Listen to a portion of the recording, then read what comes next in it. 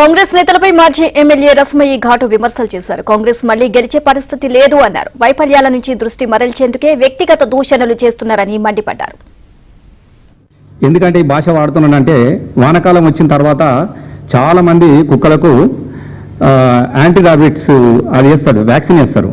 కానీ ఎందుకో ఈ తెలంగాణలో ఇప్పుడు పాలిస్తున్నటువంటి పాలనలో పాపం పాలకపక్షం ఉన్నటువంటి కుక్కలకు కొంత వ్యాక్సిన్ అందనట్టున్నాయి. అవి పిచ్చిలేసి ఇలా గల్లీల పొంట ఊర్ల పొంట తిరుగుతూ మరుగుతూ ఉన్నాయి. మన కేటీఆర్ గారు కావచ్చు, కేసీఆర్ గారు కావచ్చు, హరీష్ అన్న లాంటి కావచ్చు, బీఆర్ఎస్ టీఆర్ఎస్ పార్టీకి సంబంధించినటువంటి వ్యక్తులు ఎన్నడూ కూడా సవాళ్లకు వెనుకకు పోలేదు. సవాళ్లను ఎదుర్కొన్న వాళ్ళు. మీరేమడిగారు? కేసీఆర్ గారు వస్తారా, కేటీఆర్ గారు వస్తారా అని చెప్పినాడు. ఎస్, ఈ పార్టీ నుంచి మా కేటీఆర్ గారు, బీఆర్ఎస్ పార్టీ వర్కింగ్ ప్రెసిడెంట్ గారు చాలా సిద్ధంగా నిలబడ్డాడు. ఎస్, నేను వస్తున్నా అని చెప్పినాడు. వస్తున్నా అని చెప్పేసి ఊరికే రారా అని చెప్పేసి రాండి రాండి అని పిలవలేదు. నీకు సమయం ఇచ్చినాడు, నీకు డేట్ ఇచ్చిండు, నీ ప్రిపరేషన్ కూడా టైం ఇచ్చి బరాబర్ వచ్చి నిలబడ్డాడు. ఎవడు వీరుడు?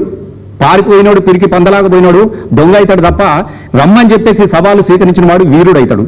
మరి అట్లాంటి వీరుని మీద కొంతమంది ఆయన అనుచరుల బృందం కావచ్చు, వాళ్ళ పార్టీ వాళ్ళు కావచ్చు మాట్లాడుతూ ఉంటే నాకు ఊర్లలో ఒకటి సామెత యాదికి వచ్చింది. చాలా మామూలుగా ఇళ్లలో ఒక కుక్క ఉంటుంది పెద్ద.